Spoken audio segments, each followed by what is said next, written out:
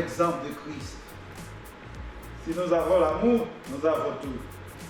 Avoir un cœur pur où la sainteté était dans le plan de Dieu pour son peuple. Avant même la fondation du monde. Paul le dit aussi dans Éphésiens 1er, le verset 4.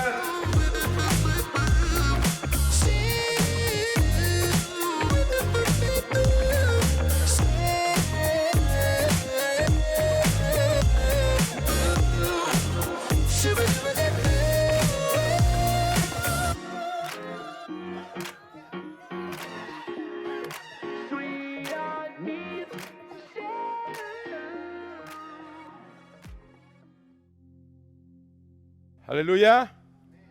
Amen. Donc, journée spéciale aujourd'hui. C'est ma fête. Alléluia. Donc, c'est la fête des papas. Bonne fête à tous les papas, mais j'aimerais aussi dire bonne fête à mon papa. C'est le papa qui a mis au monde le plus d'enfants, surtout qui a engendré le plus d'enfants. C'est exceptionnel. Et est-ce qu'on peut se lever et louer notre Dieu ensemble? Seigneur Dieu, c'est toi le vrai papa. Sans toi, nous n'existerions pas. Sans toi, nous n'aurions pu naître de nouveau. Un Père parfait. Un Père incroyable. Un Père avec un amour sans fin. Et on veut te célébrer ce matin. Et on veut te dire bonne fête à toi, papa. Merci pour ton salut. Merci pour Jésus, ton Fils. Jésus, mon Seigneur. Jésus, mon frère. Que tu puisses nous envahir par ton esprit, d'un esprit de louange, d'adoration. Et ce matin, nous voulons simplement nous arrêter et regarder à notre papa, à celui qui nous a fait naître de nouveau, à celui qui nous a sauvés, à celui qui nous a restaurés, à celui qui nous a guéris, à celui qui continue encore et encore de manifester sa grâce et son amour. Alors, sois béni, papa, dans le nom de Jésus. Amen. Amen. On va dire bonne fête au papa des papas. Amen. Au Papa céleste, à notre Père céleste qui est dans les cieux. Et ce matin, nous allons faire tapis rouge dans nos cœurs et le laisser entrer, agir, s'établir en nous. Amen.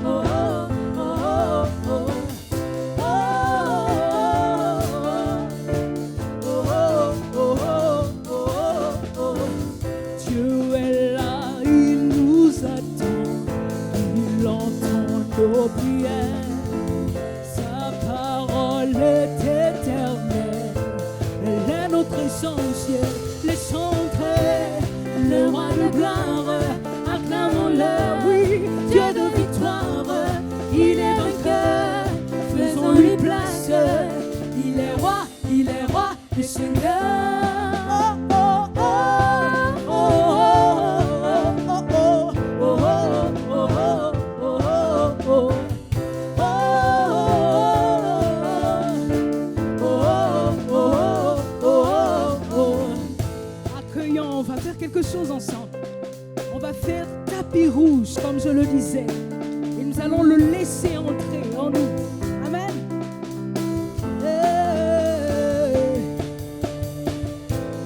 Accueillons notre Dieu, il est le merveilleux, glorieux, majestueux. Oh, oh, oh. Accueillons notre Dieu, il est le merveilleux, glorieux, majestueux.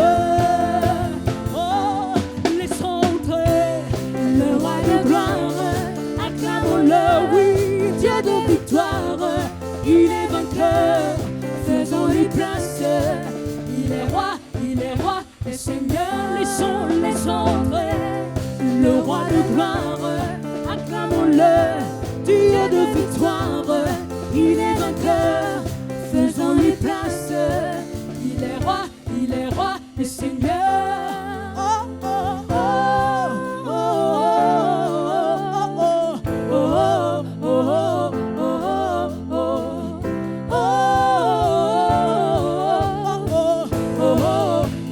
oh. Laissons entrer le roi de gloire, acclamons-le, oui, Dieu de victoire. Il est vainqueur, faisons-lui place. Il est roi, le Seigneur. Laissons entrer le roi de gloire, acclamons-le, Dieu de victoire. Il est vainqueur, faisons-lui place. Il est roi, le Seigneur. Oh, oh, oh, oh, oh, oh,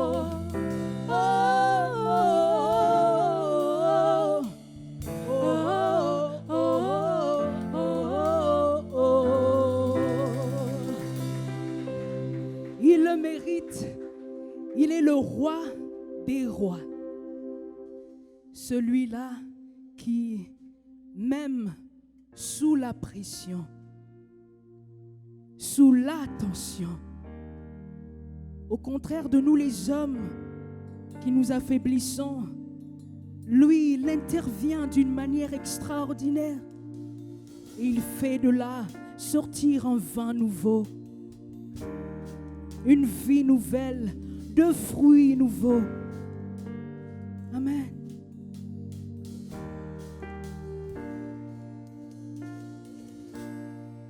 Sous la pression, sous la tension, tu fais un vin nouveau.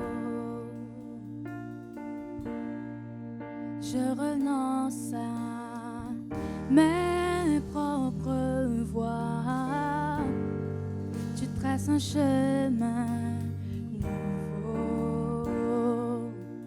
Alors je m'abandonne entre tes tendres mains. Quand j'ai confiance, je n'ai rien à craindre. Fais de moi face, fais de moi une offrande, fais de moi ce que tu veux que je sois. Je n'ai rien à offrir, Jésus, tu m'as tout donné. Fais déborder ma vie d'un vin nouveau. Sous l'impression, sous la tension, tu fais un vin nouveau. Je renonce à mes propres voies. Tu traces un chemin nouveau. Oui, tu traces un chemin nouveau. Fais de moi face, fais de moi une offrande, fais de moi ce que tu veux que je sois. je n'ai rien à offrir. Jésus, tu m'as tout donné, fais déborder ma vie de vin. Oh, quand le vin est nouveau, la puissance est nouvelle.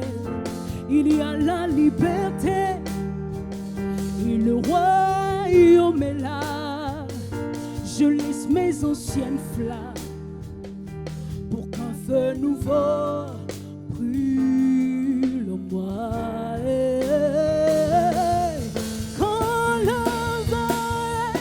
Quand le vin est nouveau, la puissance est nouvelle. Il y a la liberté et le royaume est là. Oui, je laisse mes anciennes flammes pour qu'un feu nouveau brûle en moi. Oui, fais de moi, oui, fais de moi un phare, fais de moi une offrande, fais de moi ce que tu veux que je sois. Je n'ai rien à offrir. Jésus, tu m'as tout donné, fais déborder ma vie d'un vin nouveau. Quand le vin est nouveau, la puissance est nouvelle. Il y a la liberté et le royaume est là. Je laisse mes anciennes flammes pour qu'un feu nouveau brûle en moi. Oui, fais de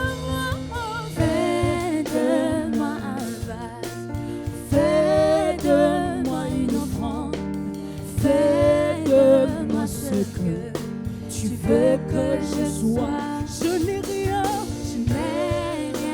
à offrir.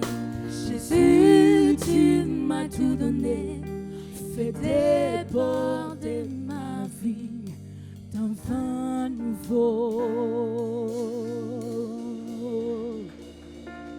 Fais déborder ma vie d'un vin nouveau, une vie nouvelle, une air fraîche. On ne la prend pas n'importe où. On la prend au niveau de la source intarissable. Et c'est cette source qui est en moi. C'est cette vie qui est en moi. C'est cette joie qui est en moi. C'est cette paix qui est en moi.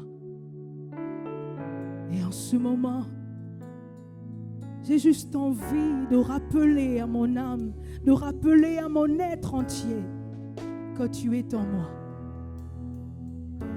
Et que cette parole qui donne la vie, jour après jour, situation après situation, circonstance après circonstance, c'est toi.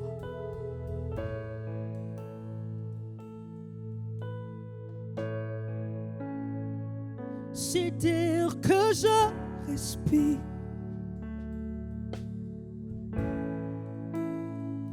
c'est air que je respire, c'est ta présence qui vit en moi.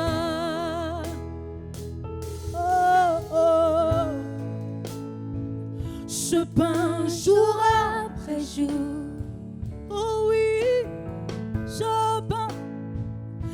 pain jour après jour, c'est ta parole, c'est ta parole, donnée pour moi, donnée, oui, pour moi, et moi de lui, et moi.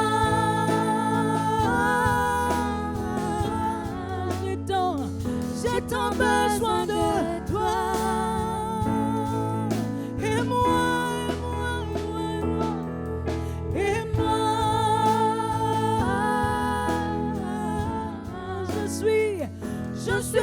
perdre sans toi.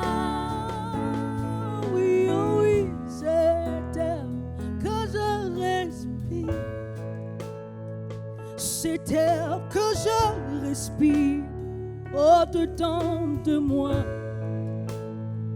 cet air que je respire, cette présence, cette présence qui vit en moi, qui vit en moi. Oui, ce pain jour après jour, ce pain jour après jour, ce pain jour après jour, pour mon âme, pour mon corps, c'est ta parole donnée pour moi, donnée, oui, pour moi, je dis moi, et moi, j'ai tant besoin de toi, je ne peux vivre sans toi, je ne peux rien sans toi. Et moi, je suis perdu sans toi.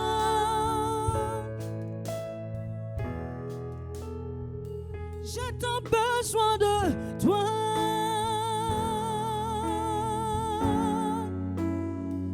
J'ai tant besoin de toi. Dans mon quotidien, dis-lui, j'ai tant besoin de toi. Dans mes situations, j'ai tant besoin de toi. Dis-lui aussi que tu es perdu. Je suis perdu sans toi. Tu es mon chemin, ma vérité, ma vie.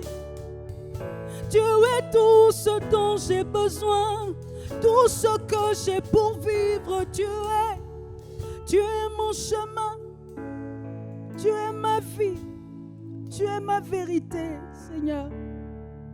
Je ne suis rien sans toi. Je n'avais pas de vie sans toi. Tu m'as donné une vie. Tu m'as donné un chemin. Et donne-moi de le tenir, de marcher. Seigneur. Seigneur Jésus.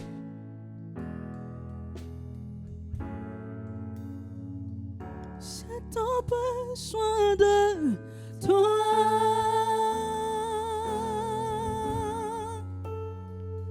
J'ai tant besoin de toi. Jusqu'au dernier jour, j'ai tant besoin de toi.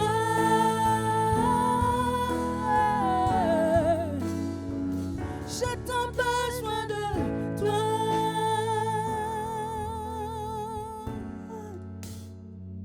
J'ai tant besoin de toi. Alléluia. Oui, Seigneur, on a tellement besoin de toi. Plus que qu'est-ce qu'on te le demande présentement.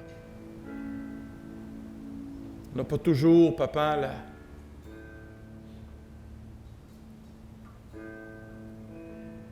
la réalité de ce besoin. Se fatigant, s'épuisant par nos propres efforts, nous prouvons que fais-nous réaliser par ton esprit ce matin ce besoin ultime, que ma vie a besoin d'être connectée à la tienne. Jour après jour, heure après heure. Anime en nous cette soif de toi, cette soif pour les choses qui concernent ton royaume, afin que ta vie puisse s'exprimer à travers nos vies. Que tu sois l'air qu'on respire, que tu sois notre tout, afin que ce cœur qui court après toutes sortes de choses pour être comblé ne soit comblé qu'en toi, Jésus. Merci, Papa, pour ce temps d'adoration, ce temps de louange qui nous a rappelé, Papa, que nous avons besoin de toi. Dans le nom de Jésus, nous t'avons prié. Amen.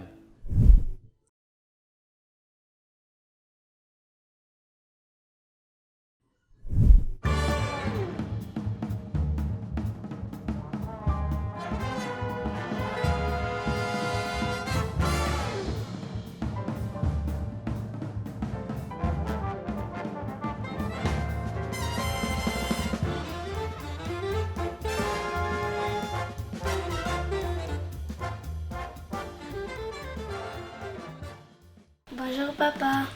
Décris-nous ton père. Travaillant, perfectionniste. Il est drôle, éducatif, il est noir, il aime travailler. Persévérant, il aime beaucoup s'instruire. Il est intelligent, il aime lire. C'est quelqu'un de calme, assez drôle, réservé. Il est gentil, brave. Sportif, musclé quand même. Grand, têtu, rarement je dirais. Mais sociable, respectueux, toujours là quand t'as besoin de lui. Patient. Serviable. Il est drôle à sa manière. Il est petit, avec des lunettes noires, avec des petits yeux. Qu'est-ce que ton père cuisine de mieux? Je dirais du riz. Du riz. Des bananes dans le four. Il est encore dans le bleu, donc c'est dur de choisir. Je dirais du foufou avec la sauce graine et du poulet. Spaghetti avec de la sauce. Je pense que ça va être des bananes partants au four aussi. La semoule. La semoule. Je dirais le poisson. Il aime beaucoup cuisiner le poisson au four, avec des patates. Des fois, il met un peu de sucre, des petites pommes. C'est bon. Ouais. Des petits chocolats, gâteau à essentiel, un bonbon. Quelle activité tu fais avec ton papa? Aller au parc, lire des livres, faire des additions, dormir, comme les devoirs. Tu fais tes devoirs avec papa? Oui. Jouer avec lui, faire de la tête avec lui. Du skateboard. J'aime beaucoup travailler avec lui dans les projets familiaux. J'aime jouer au foot avec mon père. On joue au foot. On peut bricoler, dessiner. Construire des meubles. Est-ce que tu penses que Dieu, il aime papa? Non. Quand Dieu regarde ton père, qu'est-ce qu'il dirait sur lui? Quelqu'un qui aime vraiment sa parole et qui prend à cœur ses préceptes. Je pense qu'il pourrait dire que mon père il fait bien son travail de père et qu'il est qu'il a un bon père, qu'il aime nous lire la Bible, qu'il aime nous raconter des histoires sur Jésus et tout. Qu'il est bon, qu'il a un bon cœur, même s'il a un petit défaut, mais voilà. Respectueux, il aime toujours sa famille, toujours là pour les autres. Qu'il aime sa femme. Je le vois vraiment comme quelqu'un qui lâche pas, quelqu'un de très aimant et quelqu'un qui, quand il veut vraiment faire quelque chose, il y va et il n'arrête jamais. Je dirais que c'est un homme droit, et c'est un homme qui peut faire le maximum de ce qu'il peut pour ses enfants. Je pense que Dieu serait fier de mon père, de tout ce qu'il a sacrifié pour nous, ses enfants, et de toutes les valeurs qu'il est capable de nous donner. Que souhaites-tu à ton père? Amour, paix et joie. Qui est de bonne humeur et qu'on fait des belles choses. Beaucoup d'amour. Le bonheur du monde, qu'il soit toujours bien dans sa vie et que Dieu soit avec lui. D'être heureux, d'accomplir pleinement ce pourquoi Dieu l'a créé, de continuer au mieux à être papa. Voilà. Tout le bonheur du monde et beaucoup de succès dans ce qu'il fait. La bonne santé, des longues années de vie. D'accomplir tout ce qu'il aimerait faire et d'avoir une longue vie. Continue ses efforts pour nous rendre heureux et heureuses. La santé, la joie, le bonheur, la réussite et qu'il puisse toujours continuer à... Que Dieu lui donne la force nécessaire pour pouvoir nous supporter. Joyeux fête des pères. Ok, alors tu peux dire joyeuse fête des pères.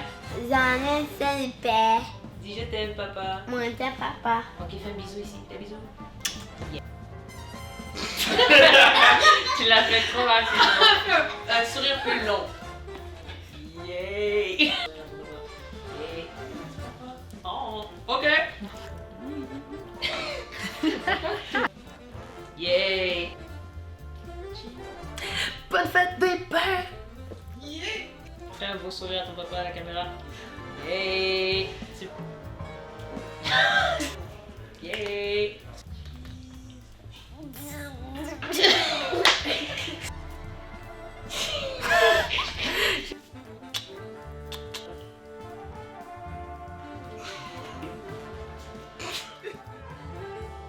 Fais un petit sourire. Oh, un meilleur sourire que ça, c'est pour ton père, là. 1, 2, 3. D'accord? Ok, ok, c'est bon? Non! Vas-y! Non! Allez, descends! Aïe! Bonne fête des pères! T'as le droit de sourire. Bonne fête des pères! Yay!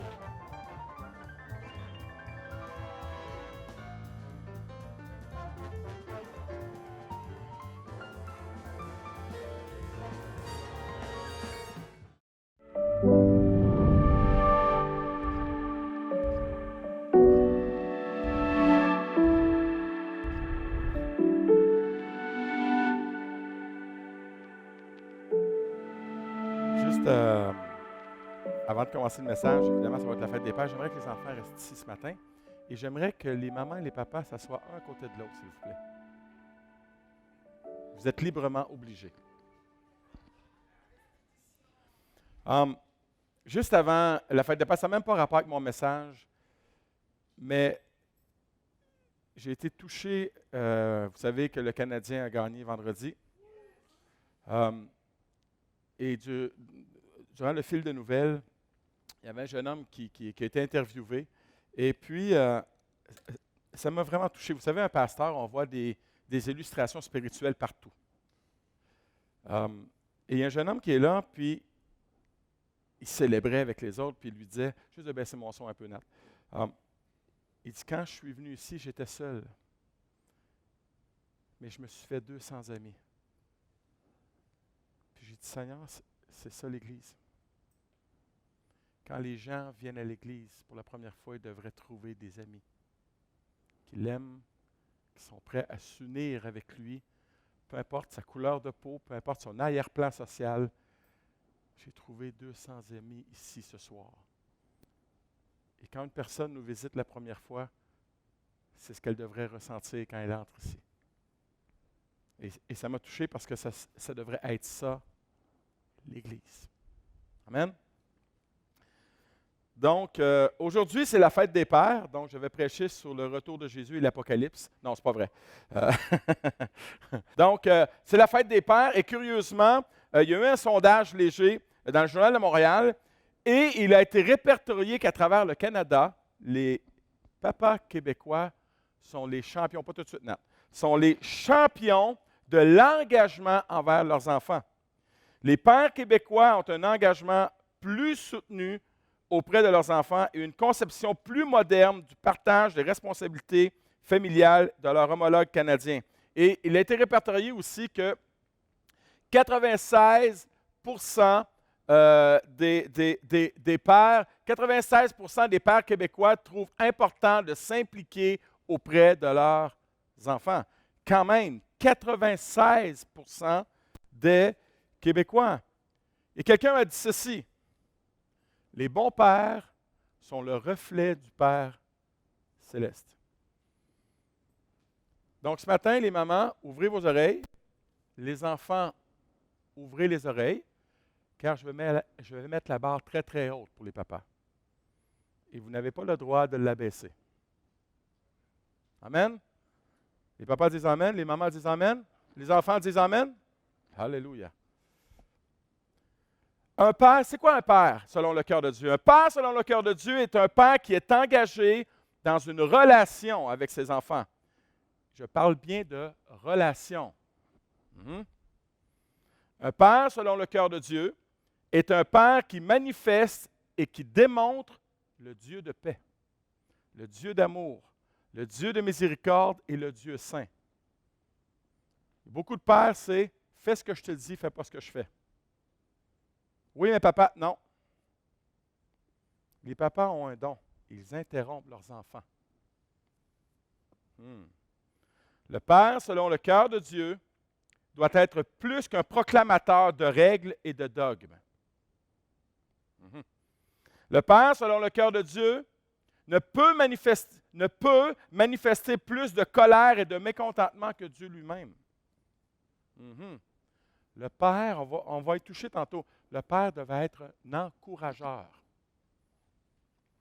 un influenceur, plutôt qu'un colérique et un grincheux. Le pasteur Charles Stanley dit ceci par rapport au Père qui ne manifeste pas qui est vraiment le Dieu de paix. Il dit ceci, « Le Père coléreux et imprévisible inculque la peur à ses enfants et leur enseigne que Dieu est un tyran qui s'emporte sans prévenir. Le Père critique et exigeant crée un sentiment d'incompétence chez ses enfants. Ils perçoivent donc le Seigneur comme un maître impossible à satisfaire. Le Père non engagé ou absent envoie un voyage selon lequel les enfants n'ont pas d'importance et que Dieu est trop occupé pour s'occuper d'eux. Un père macho, dur et non attentionné empêche ses enfants de se sentir aimés, ce qui les pousse à conclure que Dieu ne les aime pas. Et il conclut, un père négatif ou agressif transmet à ses enfants l'impression qu'ils n'ont pas de valeur et que Dieu les condamne. Quel genre de père suis-je? Suis-je un père selon le cœur de Dieu? Le père selon le cœur de Dieu procure la paix au sein de sa famille. Matthieu 5,9 nous dit, « Heureux ceux qui procurent la paix, car ils seront appelés fils de Dieu. » Je te pose la question, papa, ce matin. Est-ce que tu peux être appelé fils de Dieu? D'après la paix que tu communiques, que tu manifestes à ta famille. Heureux ceux qui répandent autour d'eux la paix. Est-ce que tu répands autour de toi la paix? Car Dieu les reconnaîtra pour ses fils. Dieu est un Dieu de paix. Amen? Dieu est un Dieu qui veut tout faire pour rétablir la paix entre moi et lui. Et il l'a fait. La paix de Dieu se manifeste à la manière de Dieu.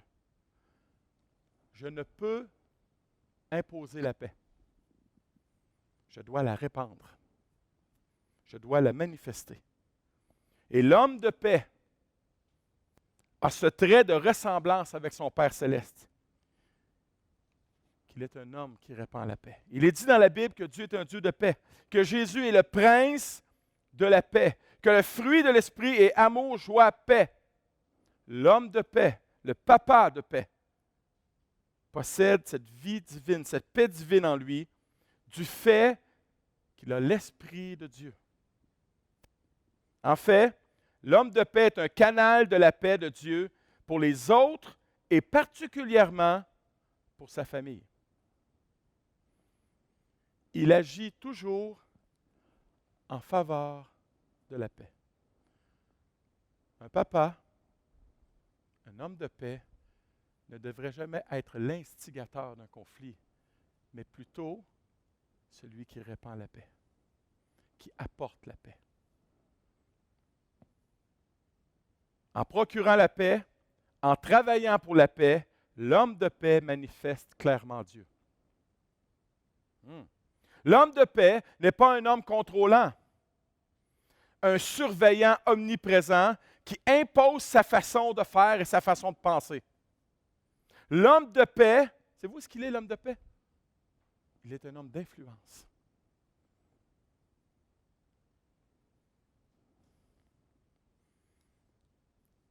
J'aimerais te dire, papa, on n'influence personne en l'imposant, mais plutôt en étant un modèle et un exemple. Quelqu'un a dit ceci, je trouve ça intéressant. Nous pouvons être une influence positive dans la vie de nos enfants, mais non une police qui les force à obéir à nos aspirations. Ouch! J'aimerais vous dire que cette prédication est autobiographique en passant. N'oublions jamais que nos enfants sont un don de Dieu. L'apôtre Jacques nous dit que tout don parfait vient d'en haut. Dieu ne nous appelle pas à imposer à nos enfants, mais plutôt à diriger nos enfants. Des fois, en tant que papa, on se croit le Saint-Esprit. On pense que c'est notre travail de les convaincre de marcher avec Jésus.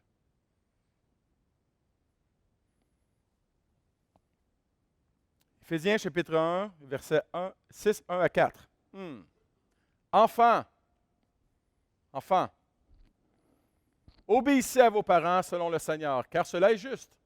Honore ton père et ta mère, c'est le premier commandement avec une promesse, afin que tu sois heureux et que tu vives longtemps sur la terre.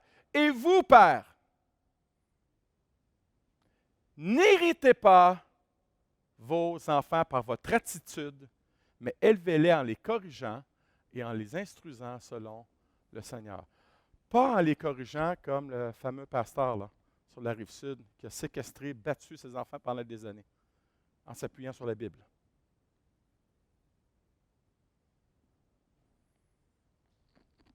Parole de vie nous dit cette façon de traduire, interprète cette façon.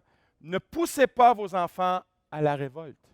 La version Sommeur, n'exaspérez pas vos enfants. Parole vivante nous dit, n'exaspérez pas vos enfants par une sévérité excessive afin qu'ils ne conçoivent pas d'amers ressentiments contre vous. Et le mot grec pour irriter, parorgizo, qui signifie pousser à la colère, provoquer, exaspérer, irriter, courroucer, exciter. Le papa qui a le doigt pointé devant ses enfants comme ça n'est pas un homme de paix, mais plutôt un provocateur. Je le répète, Matthieu, chapitre 5. Heureux ceux qui procurent la paix, car ils seront appelés fils de Dieu. Un père qui procure la paix rend sa famille heureuse. Un père qui procure la paix à sa famille peut être appelé fils de Dieu. Un père qui procure la paix à sa famille est un bon chef de famille. Oui, parce que la Bible nous dit ceci par rapport au papa. Car le mari est le chef de la femme, comme le Christ est le chef de l'Église, qui est son corps et dont il est le sauveur. Donc, si le papa est le chef de la femme, il est inévitablement le chef de la famille. Amen? Mais quel genre de chef est le papa? C'est une grande responsabilité que d'être le leader de notre famille. Premièrement, le papa de paix, l'homme de paix est appelé à devenir un leader serviteur. Et l'apôtre Paul nous encourage en ce sens ce matin. Ayez en vous les sentiments qui étaient en Jésus-Christ, lequel, existant en forme de Dieu, n'a point regardé comme une proie à arracher d'être égal avec Dieu, mais s'est dépouillé lui-même en prenant la forme de serviteur. De serviteur. Papa, tu es le serviteur de ta famille. Papa, tu es le serviteur de ta famille. Tu es le serviteur de ta famille. Tu es appelé ce matin à reproduire l'exemple de ton Seigneur. Tu l'appelles Seigneur, Jésus? Reproduis son exemple. Tu es appelé à représenter dignement l'attitude de ton Seigneur, c'est-à-dire l'humilité, l'abaissement. Papa, tu n'es pas la priorité dans ta famille. Tu n'es pas la priorité. Ton épouse et tes enfants sont ta priorité après Dieu, bien sûr. Oui, mais tu peux dire, oui, mais tu viens de dire, pasteur, que je suis le chef. N'oublie pas, pasteur, ce que tu as dit. Tu as raison, je suis d'accord avec toi. Mais tu oublies quelque chose. Ton leadership doit s'inspirer de Jésus. Ton leadership doit s'inspirer de Jésus, le Prince de paix. Un père qui impose son autorité n'a pas pour modèle Jésus. Un père qui est obligé d'affirmer toujours son autorité n'a pas pour modèle Jésus. Un père qui crie son autorité n'a pas comme modèle Jésus. Un père qui frappe pour prouver son autorité n'a pas pour modèle Jésus. Prenons les paroles directement sorties de la bouche de Jésus. Car le Fils de l'homme est venu, non pour être servi, mais pour servir et donner sa vie comme la rançon de plusieurs. Le papa dont Jésus est le modèle donne sa vie pour sa famille.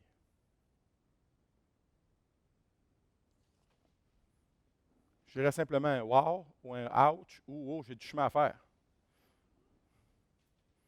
Amen, Dieu est un Dieu patient. Alléluia.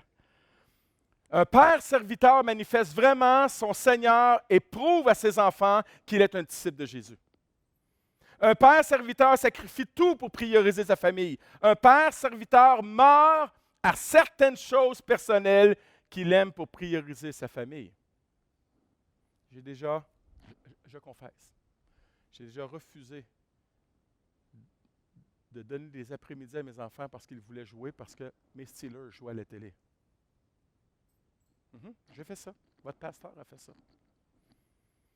Et je vais arrêter là parce que j'en ai trop long à dire.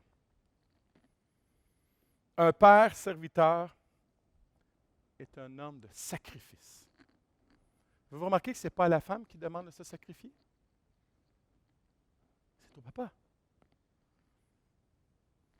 Un père serviteur est présent en offrant un service d'écoute de qualité. Des fois, mon épouse me parle puis j'écoute la télé. Savez-vous ce qu'elle me dit? Tu m'écoutes, là. Je ferme la télé. Là, maintenant, je t'écoute. Ésaïe 54 nous dit ceci. Le Seigneur l'Éternel m'a donné une langue pour exercer, pour que je sache soutenir par la parole celui qui est abattu. Il éveille chaque jour, chaque matin, il éveille mon oreille pour que j'écoute comme écoute des disciples. Un papa qui est capable d'écouter Dieu à la manière des disciples sera capable d'écouter ses enfants à la manière de Dieu. J'ai travaillé fort pour cette phrase-là, je vais vous la répéter. Le papa qui est capable d'écouter Dieu à la manière des disciples sera capable d'écouter ses enfants à la manière de Dieu. Josh McDowell, c'est un commentateur biblique, a dit ceci. C'est un sondage aux États-Unis, je ne pense pas que c'est différent au Canada.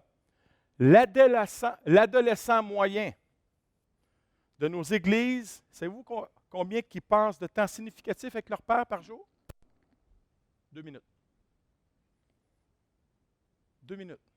Que le papa donne de temps de qualité à ses enfants, à ses ados. 2 minutes. Vous allez me dire, c'est pas dur à battre. Essayez-le. Dans le même sondage, il est dit 25% de ces mêmes adolescents affirment qu'ils n'ont jamais eu de conversation significative avec leur père. Un échange centré sur les intérêts des ados. 25% de ces... Hey les papas, est-ce que vous êtes accessibles?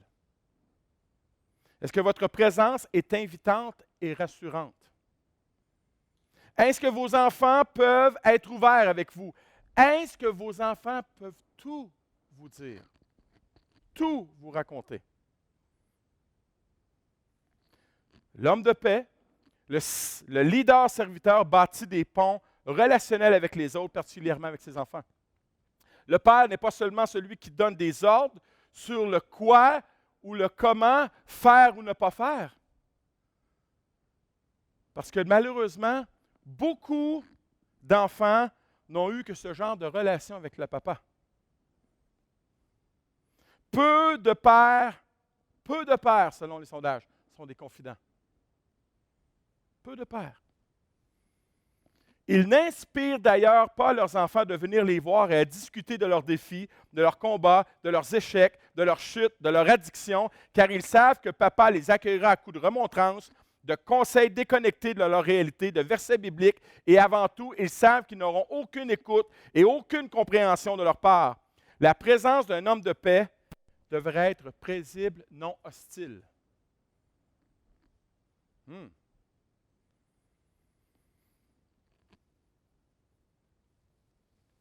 Le psalmiste dit ceci. Intéressant, j'ai vraiment été saisi cette semaine. Seigneur, écoute ma voix. Que tes oreilles soient attentives à la voix de mes supplications. L'auteur du psaume en appelle à Dieu. Pourquoi? Parce qu'il sait qu'il aura une écoute attentive. Au lieu, bien-aimés, les papas, d'avoir des réponses toutes fabriquées, pourquoi ne pas prendre le temps d'écouter comme Dieu écoute? Il se peut que je ne sois pas d'accord avec ce que mon ado ou mon enfant va me dire. Mais je dois quand même prendre le temps d'écouter sans interrompre et sans préparer ma réponse. Est-ce que vous croyez que Dieu est toujours d'accord avec ce qu'on lui dit? Et pourtant, il prend le temps de nous écouter. Il nous laisse aller jusqu'au bout de notre idée. Et quand on a fini, là, il intervient. Là, il répond. Un homme de paix écoute. Un homme de paix est accessible quand un de ses enfants désire lui parler. Un homme de paix ne sait pas seulement écouter les paroles de ses enfants, mais est aussi capable d'écouter leur silence. Quand il voit que son enfant est dans le coin, là, à la maison, et qu'il ne file pas, il ne fait pas juste de prier, il va à côté. Comme ça, là. Ça va? Ça va, mon grand? Ça va, ma grande? Je veux juste que tu saches que je t'aime et que je suis là pour toi. Si tu veux parler, je suis disponible. Wow! Wow! Le leader serviteur qui écoute sait comment répondre. Vous savez, je n'ai pas toujours été chrétien. Et dans les années 80, il y avait une chanson que Madonna chantait. Papa, don't preach. Je m'en viens de confier quelque chose. Prêche-moi pas, papa. Ce n'est pas ce que j'ai besoin. Prêche-moi pas. Je voudrais parler au papa. Et je me parle à moi. Quand les enfants viennent voir leur père, ils n'ont pas besoin d'un prédicateur. Ils n'ont pas besoin d'un pasteur, ni d'un évangéliste, ni d'un prophète, ni d'un docteur de la loi. Quand les enfants viennent voir le papa, ils n'ont pas besoin d'une concordance biblique. Ils ont besoin d'un père, d'un homme de paix, d'un leader serviteur. Ils ont besoin, écoutez-moi, écoutez cette phrase. Ils ont besoin d'une parole qui vient du cœur du Père, manifestée au travers du cœur de leur Père. Je le répète. Ils ont besoin d'une parole qui vient du cœur du Père, manifestée au travers du cœur de leur Père. Ils ont besoin d'une parole qui donne la vie et non la mort. Neil Anderson, psychologue chrétien très connu, renommé mondialement, a dit ceci, et c'est saisissant. Des études ont montré que dans un foyer moyen, pour chaque déclaration positive, un enfant reçoit 10 déclarations négatives. L'environnement scolaire est seulement légèrement meilleur. Les étudiants entendent 7 déclarations négatives de leurs professeurs pour chaque déclaration positive. Cela n'est pas étonnant qu'autant d'enfants grandissent avec le sentiment qu'ils sont des nuls. Les parents et enseignants communiquent tous les jours cette perception dans la manière dont ils leur parlent. Ces études montrent que 4 déclarations positives sont nécessaires pour annuler les effets d'une déclaration négative. Et bien aimé, là, les papas, on se ressemble. On dit beaucoup plus des choses négatives. Ne fais pas cela, puis je ne veux pas que tu fasses ça, puis je ne veux pas, puis je ne veux pas, puis je ne veux pas. Au lieu de s'asseoir et dire, pourquoi tu veux faire cela? Aide-moi à comprendre. Aide-moi à comprendre. Aide-moi à comprendre. Et j'ai connu, quand j'étais pasteur à Shawinigan, plusieurs enfants. Cette image me frappe tellement. Plusieurs enfants qui marchaient avec les paroles de leurs parents, prisonniers, étouffés.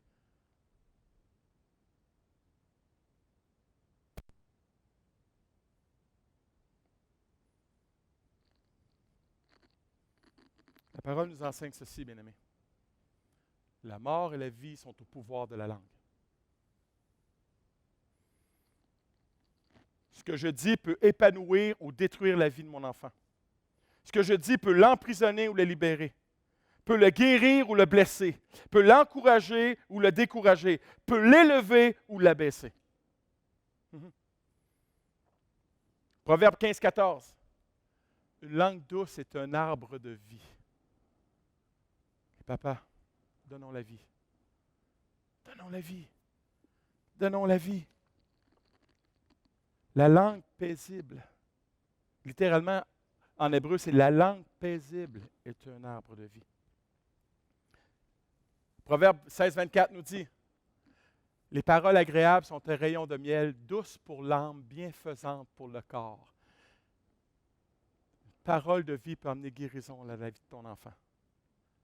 Peut amener délivrance dans la vie de ton enfant. Parole douce pour son âme, bienfaisante pour son corps. Wow!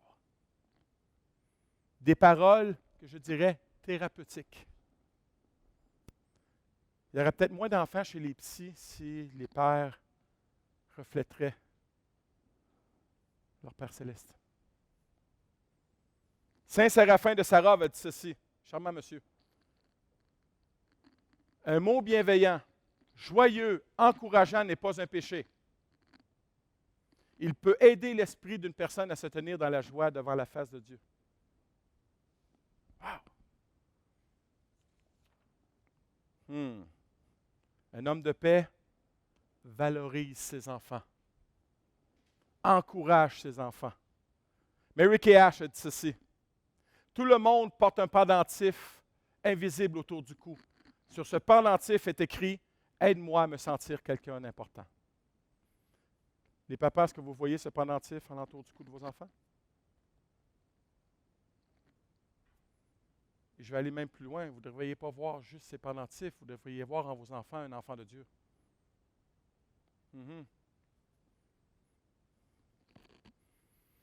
Un homme de paix ne devrait jamais finir un entretien avec son enfant sans la prière, sans un « je t'aime » et sans un hug. Mes enfants ne suivent pas encore Jésus. Je l'accorde. Mais il y a une chose qu'on leur a inculquée. Ils me disent encore « je t'aime », même à 22, 23 ans. Et l'autre fois, mon petit garçon, il me dépasse, 16 ans, il dit « Papa, j'ai besoin d'un hug. » Wow!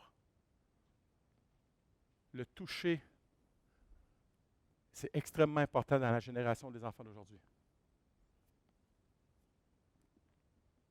Rappelez-vous du hug de compassion du père à son fils prodigue. Le fils prodigue sent il y a une odeur de porc, de cochon. Et le père le hug. Et la parole nous dit qu'il l'embrassa longuement. Wouah! Moi, j'aurais dit, va prendre ta douche, je reviens après. Non, le père de paix, il hug ses enfants. Alléluia! L'homme de paix est un leader protecteur. Il est le protecteur et non le contrôleur. L'homme de paix prie pour la protection de ses enfants. Pour certains pères, ils pensent qu'ils sont omnipotents, omniscients, omniprésents. En fait, ils pensent qu'ils sont Dieu. Interdire à nos enfants de sortir de la maison par peur qu'il leur arrive quelque chose ou par peur qu'ils tombent dans le péché, ce n'est pas de la protection, mais de la séquestration. Cela n'apporte jamais la paix. L'homme de paix protège ses enfants par des conseils remplis de sagesse. L'homme protège ses enfants en étant un intercesseur, un sage conseiller et un homme accessible quand ils sont en danger. Moi, là, je suis le papa de tous les amis de mes enfants. Puis, il y a un de leurs amis qui s'appelle Alex. Et Alex a vraiment des gros problèmes. Puis, je sais qu'il peut être un peu cocky, Alex. Et là, il s'en est chez nous, puis je sais qu'il s'en allait prendre une marche avec les enfants. J'ai dit, Alex, avec la tension aujourd'hui, là, en bon québécois, écœure pas personne. Ça pourrait être dangereux. Je sais comment tu peux être, là. Non, ça va être correct. Puis je vais être.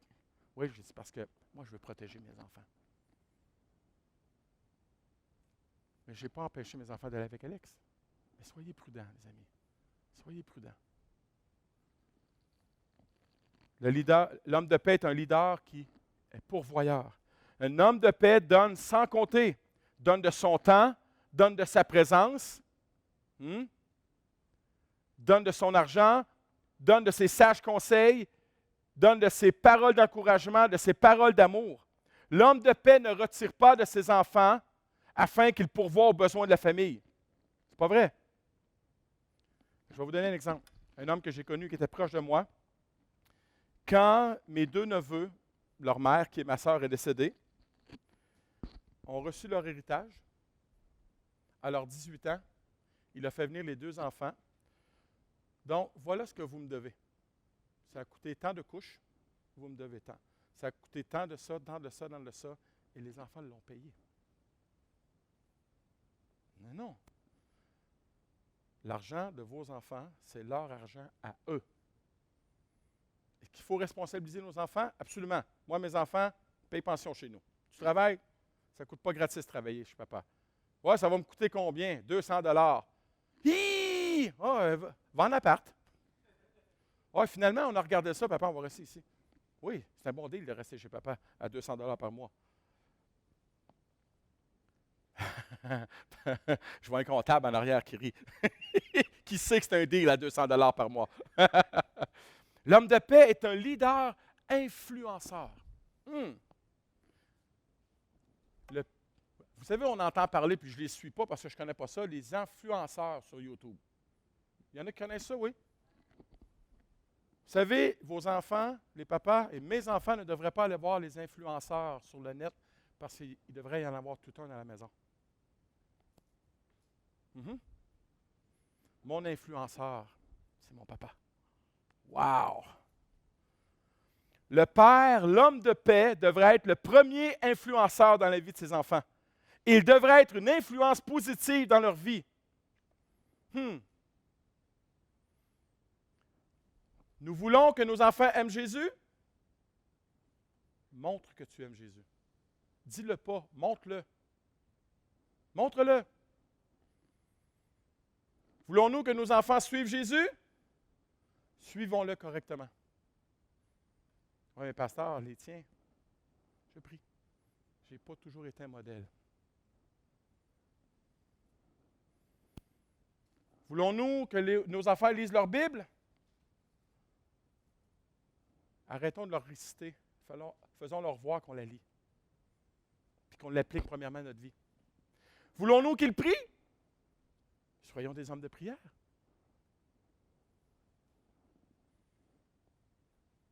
Voulons-nous qu'ils soient honnêtes et intègres? Qu'ils disent toujours la vérité? En passant, une petite blague, hier que j'ai entendu.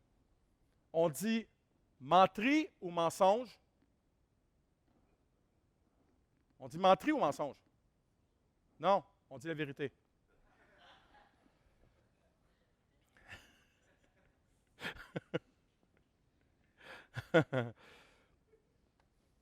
OK, là, je voulais que les papas soient avec les mamans. Comment voulons-nous que nos enfants trouvent la bonne épouse et le bon époux? Comment voulons-nous que nos enfants aspirent et croient au mariage? En regardant quel genre de mariage ils ont devant eux. Oh, les mamans, là, je vois les... On commence les 3 premiers versets de Éphésiens, chapitre 5. On y en a.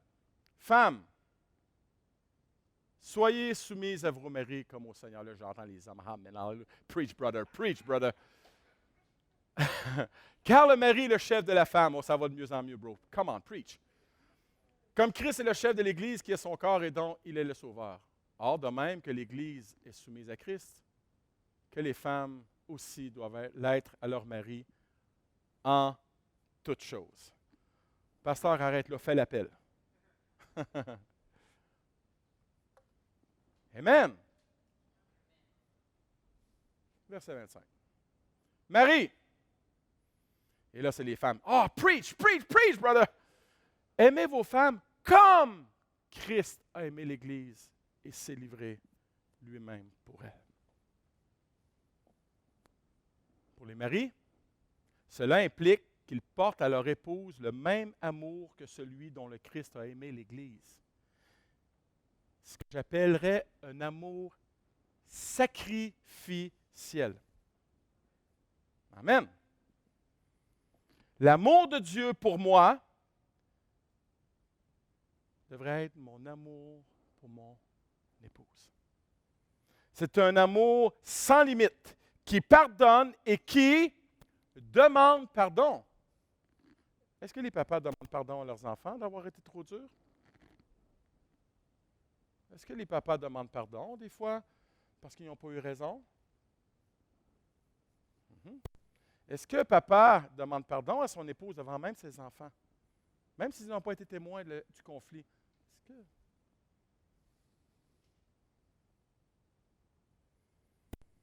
Est-ce que vos enfants vous entendent, papa, de dire à vos mamans, je t'aime? Mhm. Est-ce qu'ils vous voient embrasser votre femme? Oui, bien sûr, vous allez entendre un oh wesh! Est-ce que vos enfants savent que vous aimez votre épouse? Est-ce qu'ils l'entendent? Est-ce qu'ils le voient? J'ai entendu un pasteur un jour, j'étais horrifié.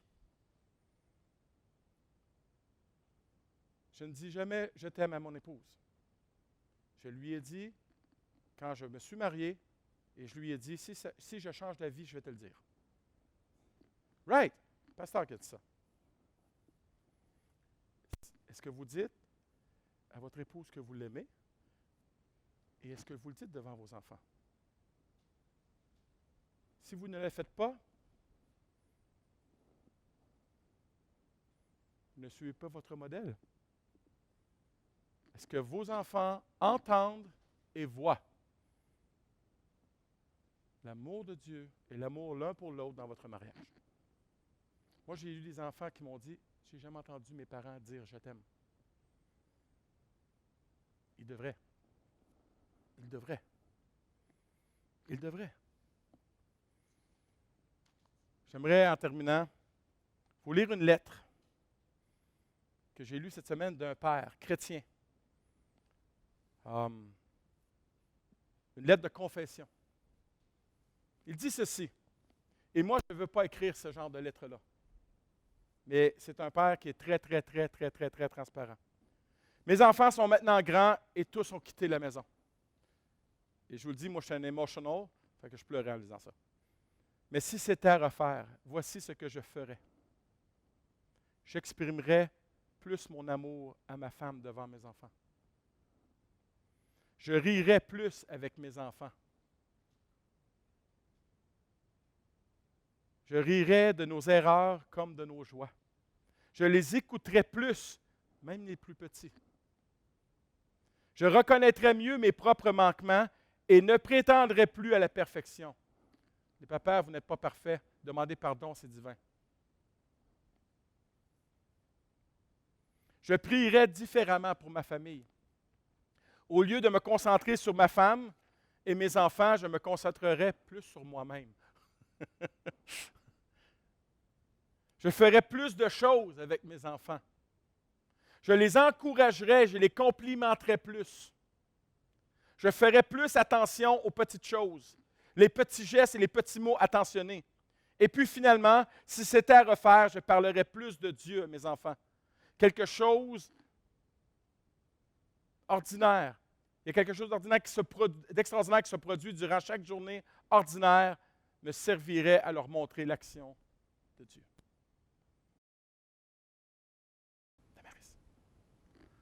Les papas, nous devons démontrer qui est Dieu. Nous voulons qu'ils aient confiance en Dieu. Mais est-ce qu'ils ont confiance en nous? Nous voulons leur démontrer que Dieu va toujours les écouter. Est-ce que nous les écoutons? Et vous savez, depuis 23 ans, j'en ai fait des erreurs que je regrette. Et vous savez, je priais cette semaine, confession encore. J'ai dit, Seigneur, aide-moi à réparer ce que j'ai détruit. Aide-moi à arracher la mauvaise herbe que j'ai semée. Fais de moi un réparateur de brèches. J'ai créé des brèches dans la vie de mes enfants. Ce n'est pas un hasard qu'ils ne suivent pas Dieu, là. J'en suis en partie responsable.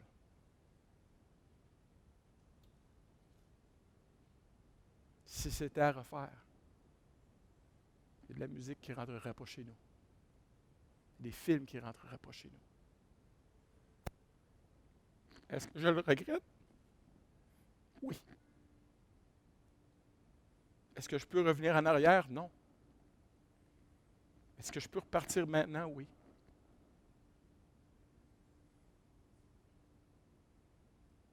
On peut aider nos enfants à suivre Jésus. On peut les aider à ne pas le suivre. Mais on peut être un outil dans les mains de Dieu pour qu'ils puissent le suivre. Est-ce qu'on peut se lever? J'aimerais que les papas puissent se lever. J'aimerais prier pour vous. Alléluia.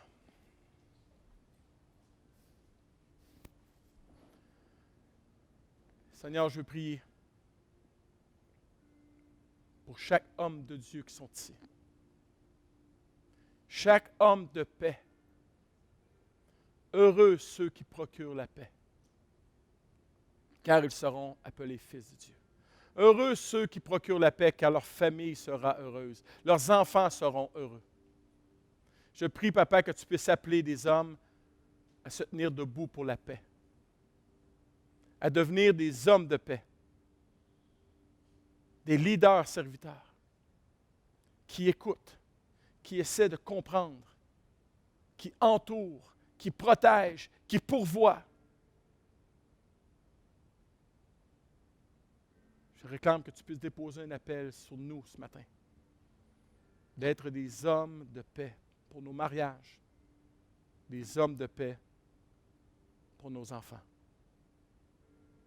Papa, merci pour ta parole, merci pour cette journée qui nous a rappelé qu'on a une grande responsabilité. Et tu nous appelles à être des sacrifices vivants pour nos familles. Le combat sera intense, le combat sera dur, mais tu es à nos côtés, toi le valeureux papa. Toi qui connais ce que c'est d'avoir un enfant, qui connais ce que c'est de donner son enfant, qui connais ce que c'est d'aimer son enfant. Papa, fais de nous des pères à ton image, afin que nous soyons inspirants, édifiants, que nous devenions les influenceurs de nos enfants. Papa, merci pour cette belle journée. Je prie que tu puisses bénir chaque papa, chaque famille dans cette belle journée ensoleillée, qu'ils puissent vivre des moments magiques aujourd'hui. Bénis en ta présence. Dans le nom de Jésus. Amen. Donc, soyez bénis et puis on se revoit dimanche la semaine prochaine. C'est Pasteur Juan qui va apporter la parole. Donc, soyez bénis, mes bien-aimés, et on se revoit la semaine prochaine. Amen. Amen.